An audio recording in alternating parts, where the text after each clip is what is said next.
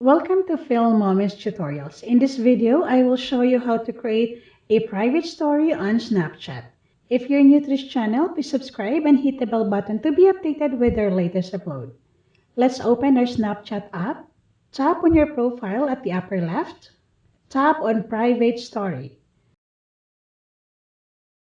So choose among your contacts who can view your private story. Then tap Create Story. Tap on Add to my private story. Let's just take a photo and then tap Send. It will save as your private story.